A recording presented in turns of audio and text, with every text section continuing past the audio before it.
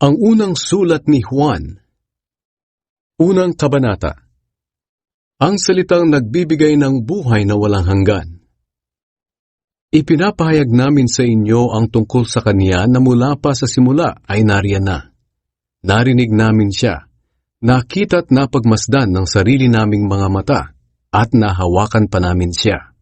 Siya ang salita ng Diyos na nagbibigay ng buhay na walang hanggan. Siya na pinagmumula ng buhay na walang hanggan ay nahayag at aming nakita.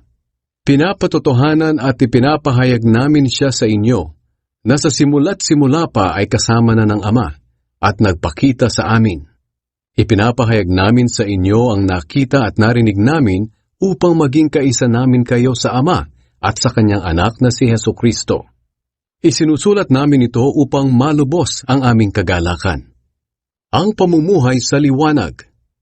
Ito ang mensaheng narinig namin mula kay Hesukristo at ipinapahayag naman namin sa inyo.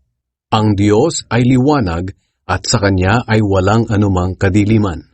Kung sinasabi nating may pakikiisa tayo sa Kanya ngunit namumuhay naman tayo sa kadiliman, nagsisinungaling tayo at hindi namumuhay ng ayon sa katotohanan.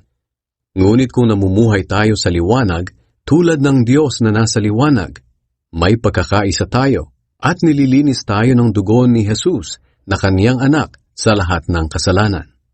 Kung sinasabi nating wala tayong kasalanan, dinadaya natin ang ating sarili at wala sa atin ang katotohanan.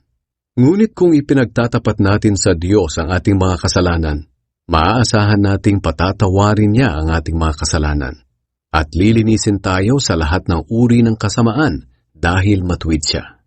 Kung sinasabi nating wala tayong kasalanan, ginagawa nating sinungaling ang Diyos at wala sa atin ang Kanyang salita.